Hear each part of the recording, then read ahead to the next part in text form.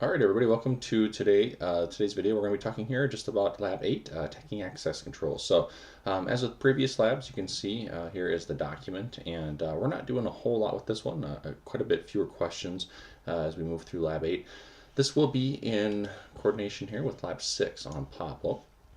So we're just kind of working down the line here. We're not going to do all of these, of course, but we are kind of going in order at this point in time.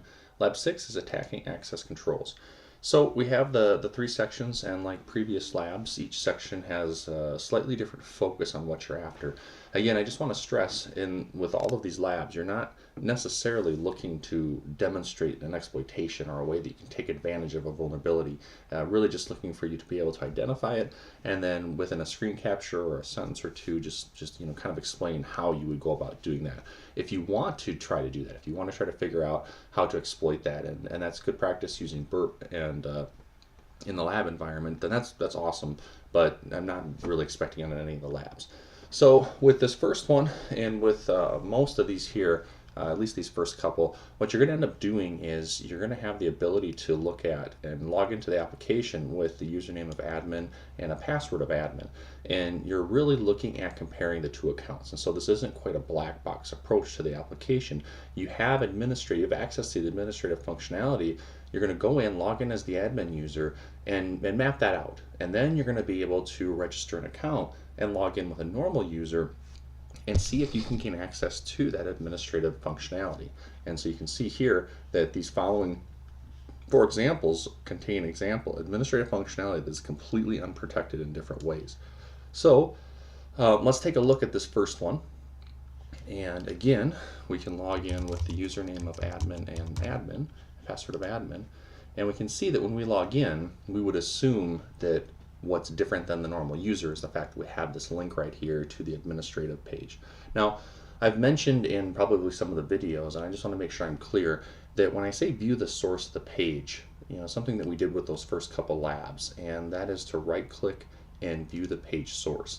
Now, that's not always something that you have to do, but oftentimes it does help to look at the actual source of the page that your browser has requested. It's also important to understand that we have with web applications, we have a client-server model, and this is the response that's returned from the server. So this isn't say this was a full-up web application, a WordPress site maybe. This wouldn't be all of the source code. This is just simply the content, the web page that is returned to the user.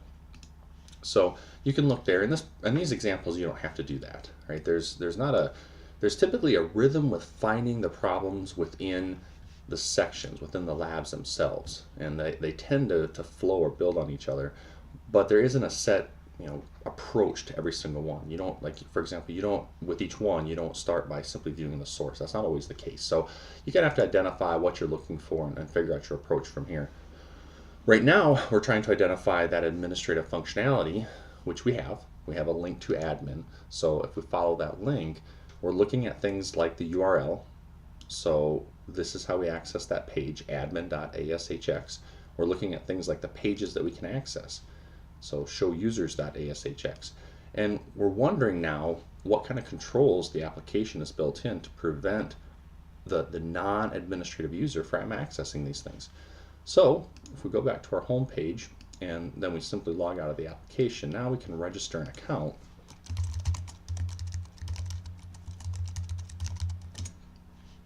Log in with that account and start comparing the differences. Right? And we can see here immediately that there's no link to admin. There's no admin page. So what was something we could try? Well, probably the first thing that jumps out in my mind anyway, probably the easiest thing to do would be to simply type in admin.ashx and see what happens.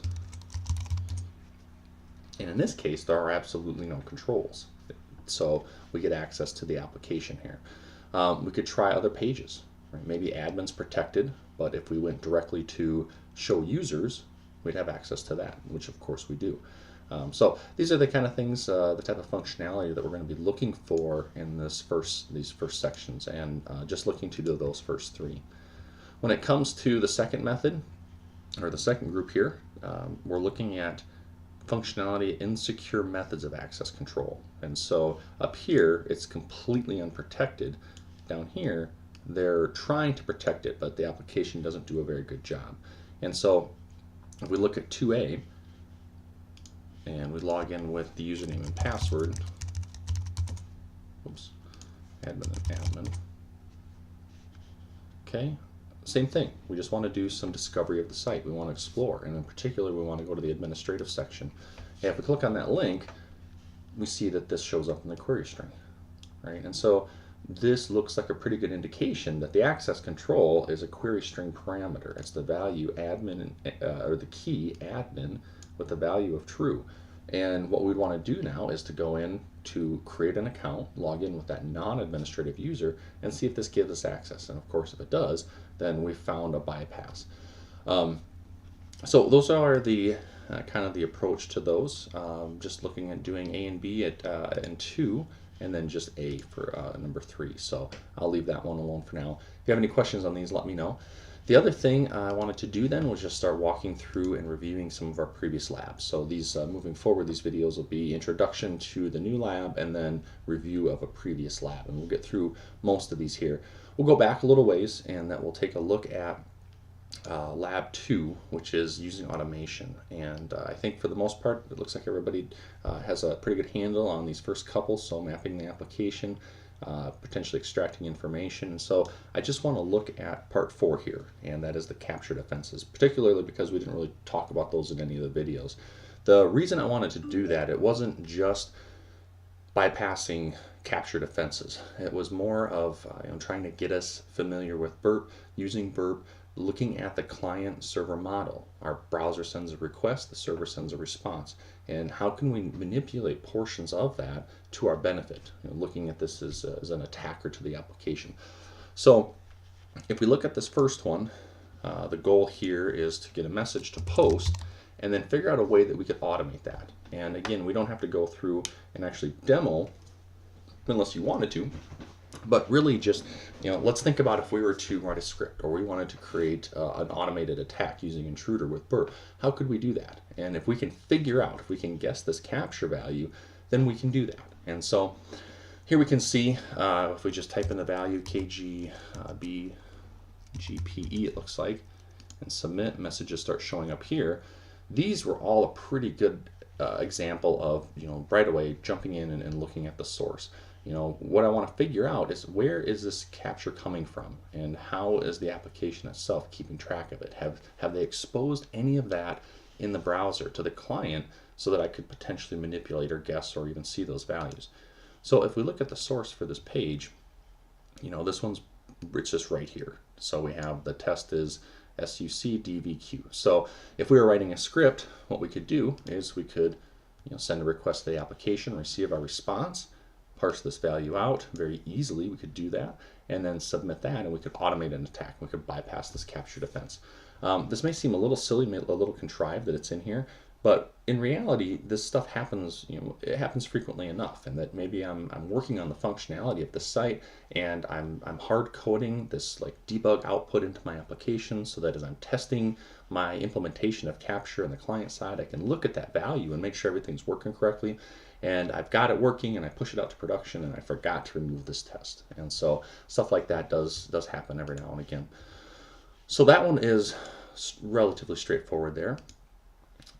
This next one, starting with the source, and you can see here, if we look at this at the HTML, what we have is this hidden form field with a value of the capture text. And so again, much like that previous, if we can see the value, we can parse that out, we can automate an attack, so not a big deal. Hidden form fields, right? They show up, they're a part of the actual body, the document here, the HTML, the page, but they don't show up anywhere visual. And so sometimes what people don't understand, especially when they're developing applications, is that it's very easy to see those values. If we didn't want to look at the source, another way we could look at is just set up our burp to intercept this request, submit the request, and look at that response. Right, here's the raw response. Here are all of our HTTP headers, and here are all of the form fields. Right, since this was a post, the post parameters show up down here in the body.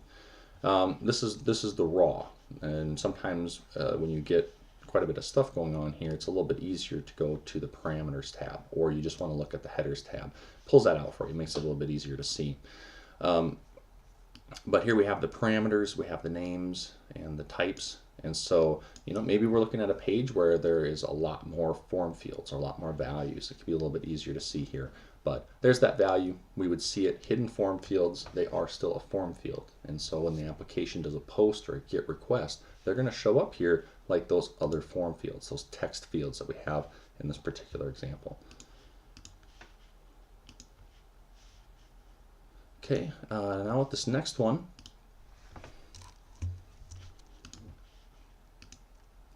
look at the source, and what we can see in looking at this page is that we have, here is our image tag, and what happens with image tags is that the tag itself, when the browser receives this content, it starts parsing these tags, and when it comes to an image tag, it looks at the source attribute. So SRC is our source attribute.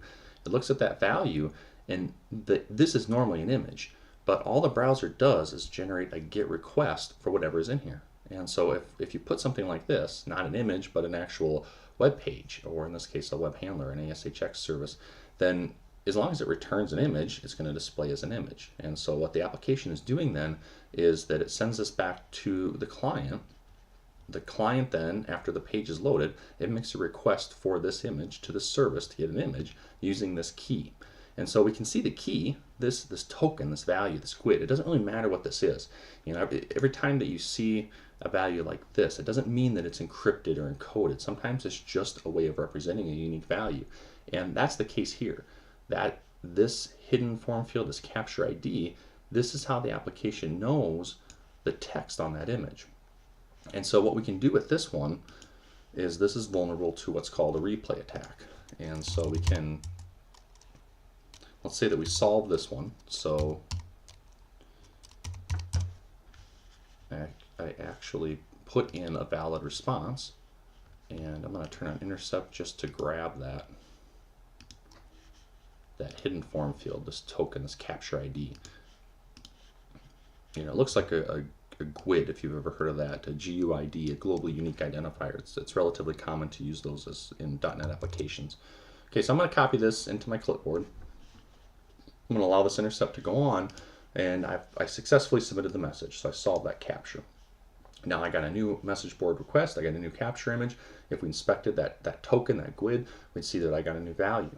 What we can do though, what the vulnerability that exists here is, oh goodness, I forgot what the capture text was. There it was. Okay, so I did this out of order, so I'm going to copy that into there. So I have that, and I'll put that on my clipboard. Okay, so now we'll go back to a new request. So we got a new image, a new GUID, but what we can do, make sure to turn burp on, is now even though we got a new value, a new capture to solve, we submitted the capture text for the old value, and then as long as I use or replace that capture ID here,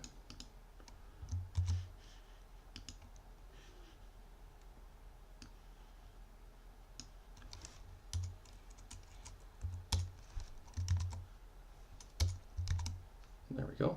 So as long as I use that capture ID, you can see that it took that as a solution. And so it allowed me to replay that token or replay that capture ID.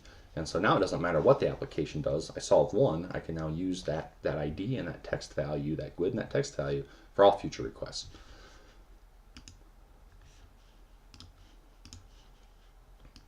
Okay, last one. Lots of problems here, and there certainly is. One of the probably most prevalent problems, and what we're gonna do with this one is we're gonna set the intruder or intercept on, and then we're gonna make the request for the page. And so you're gonna see intruder intercept twice. It's gonna intercept this initial request, and then once I forward that, it's gonna intercept the request for this image. Because remember, the source attribute is used to generate an additional GET request. So we can go back to burp. Here is our original GET request. So I'll go ahead and forward that on. And now here is our GET request for that image. And you can see here capture.ashx question mark text equals and the value. So that's the value that's showing up on that image. The vulnerability here, the problem here, is that if I intercept that request, I can put whatever value I want. And now if I forward that to the application, in fact, I can just turn intercept off now. There you can see INFA 734. So I can feed it, I can intercept that request, I can modify that, I can give it the value that I want, and now since I gave it the value, I obviously can solve it. So that's the bypass there. All right, I think that's it.